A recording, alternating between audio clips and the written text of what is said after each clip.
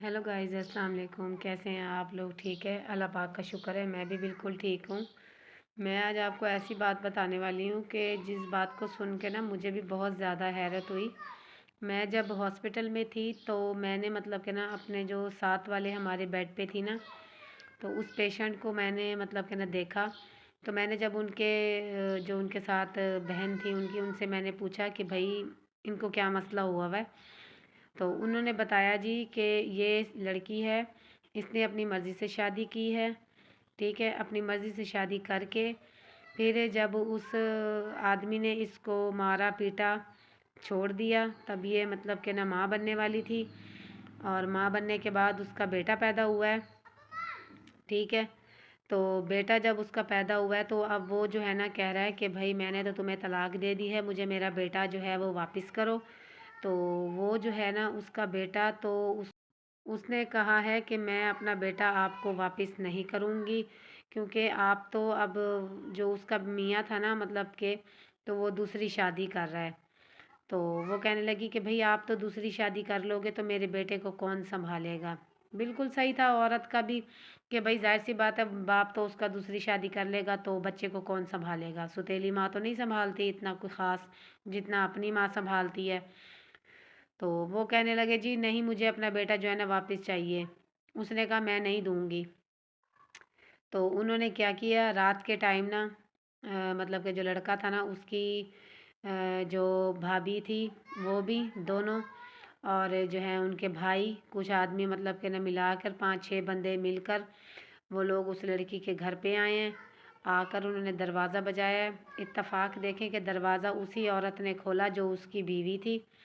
तो उस वो औरत को वो पकड़कर उस औरत ने जैसे दरवाज़ा खोला, दरवाज़ा खोलने के बाद तो जो है ना बाहर, क्योंकि रात का टाइम था, अंधेरा हो रहा था देहात में, तो उसने जैसे दरवाज़ा खोला ना तो उन्होंने ना उनको पकड़ के बाहर की तरफ घसीटा है।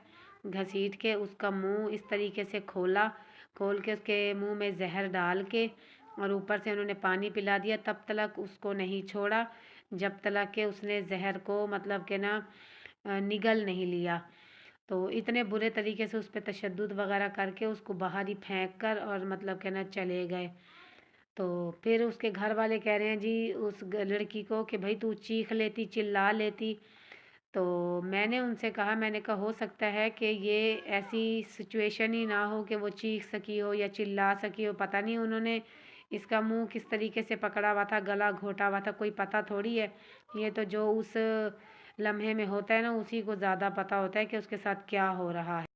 तो ज़रा ये देखें कि उस आदमी ने अपना बच्चा लेने के लिए किस हद तलक वो गिर चुका था। हॉस्पिटल में जब उसको लेकर आए हैं तो उन्होंने पहले बताया कि भई इस तरह करके इसके साथ मसला हुआ है, इसे मारने की कोशिश की गई है। तो डॉक्टरों ने अपना हाथ जो है ना वो उस मरीज़ के ऊपर से हटा लिया। उन्होंने कहा कि पहले आप पर्चा करवाएँ, फिर जो है ना हम इस केस को हाथ लगाएँगे। तो उन्होंने फिर पर्चे की रिपोर्ट वगैरह दिखाई उनको, तो फिर जाके कहीं उसका इलाज हुआ। अब उसका मैदा भी वॉश हो रहा था और उसकी रिपोर्टें भी मतलब कि ना करवाई जा रही थी।